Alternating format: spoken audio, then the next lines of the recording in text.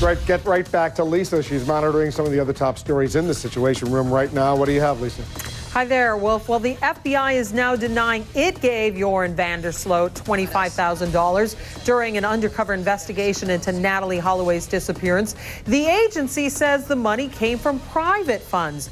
Van der Sloot, a longtime suspect in the Holloway case, was paid in exchange for information that would allegedly lead to her body. He faces extortion and wire fraud charges in that case. He's also facing murder charges in the death of a Peruvian woman last week. Well, the FBI says it was closing in on Joran van der Sloot in a sting operation that was going on in Aruba. This was before his arrest in Peru in another case. The FBI says it paid van der Sloot $25,000 as it investigated an alleged plot to extort money from the mother of missing U.S. teenager Natalie Holloway. Holloway disappeared in Aruba in 2005, and van der Sloot allegedly said he could help find her body. Van der Sloot had been arrested twice in connection with the case, but was released because of a lack of evidence. Peruvian officials said Wednesday that van der Sloot could soon be formally charged in the death of Stephany Flores Ramirez. The 21-year-old woman was found dead in van der Sloot's hotel room in Lima last week. CNN's Jean Casarez has more now on this investigation.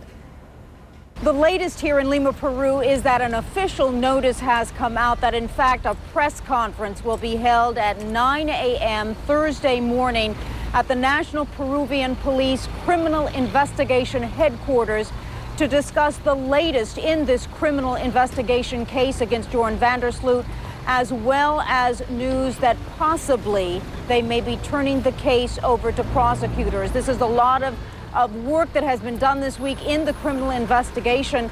The other news we were confirming late today was, in fact, that Joran van der Sloot does have a local private attorney now representing him from here in Lima, Peru. This is very big news because we had difficulty confirming whether or not he was represented at all. Now we know it is a private attorney versus a public defender. Also, we were told by legal authorities that they may not be doing the reconstruction here at the hotel. They may not be bringing Joran van der Sloot to have him go through what he said happened that night that Ms. Flores died. Now, what is so interesting about this case is that there are nuances from the legal system in Peru versus other parts of the world, including the United States, but there are also so many similarities. First of all, if someone confesses to a crime, it is very unusual in the United States to then take the defendant or the person that is under reasonable suspicion that a crime has been committed to the scene to have him go over everything. Here it is routine, we are told, but also we are told that someone like Joran van der Sloot can say no, that we are not going to the scene of the crime to reconstruct it for you.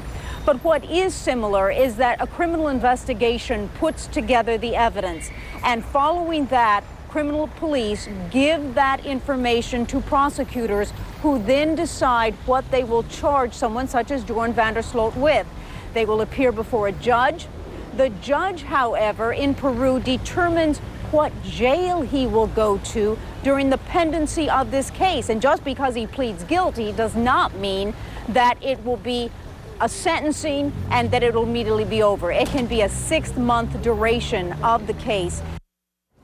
And that again, Jean Casarez for us in Lima. Now, many people are wondering what kind of conditions that Joran van der Sloot will face if he enters one of Peru's prisons.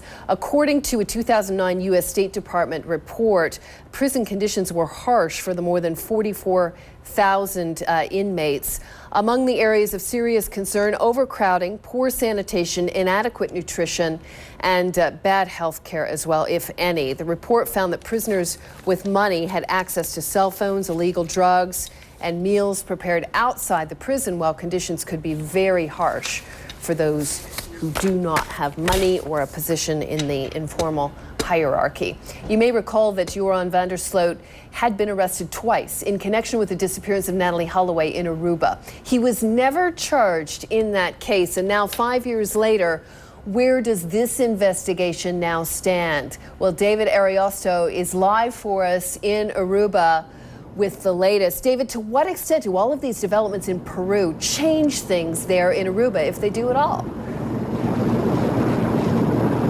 Well, that's right. Many here in Aruba are sitting here and anxiously watching the developments unfold in Peru. This case is obviously near and dear to the hearts of many Arubans that we've spoken to, as well as many authorities that we've spoken to here in Aruba.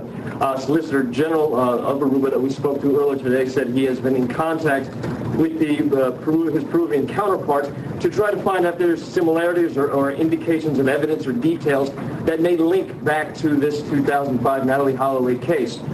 It's something that, as you remember, gleaned huge international attention in 2005 and then resurfaced again in 2007. Joran van der Sloot each time being arrested and being released on lack of evidence. This latest case also comes on the heels of collaboration between Aruban authorities and the FBI, in which they were exercising or working on an extortion case, in which Joran van der Sloot had apparently contacted a representative of Natalee Holloway's mother, indicating that he'd be willing to provide details of the alleged location of her body in exchange for cash. Now, that information proved to be false, and later van der Sloot fled to Latin America, Colombia first, then Peru, in which he later confessed to the killing, according to officials there in Peru, killing of Stephany Flores. All of this has been watched very intently by local media here, by people you speak to on the streets, and the general sensation is one of looking for closure. Many people have indicated whether they believe he's involved in the Natalee Holloway case or whether they believe the Stephany Flores case will provide some details or evidence for that 5-year case. Yeah, for them it's almost immaterial. It's a sense of closure and removing the smear on Aruba's name. Many people indicate that this case, throughout the massive international media attention that it garnered, really hurt Aruba's image and perhaps its tourism industry as well. All right, David Ariosto there for us in Aruba, wrapping things up on that end of it. David, thank you so much.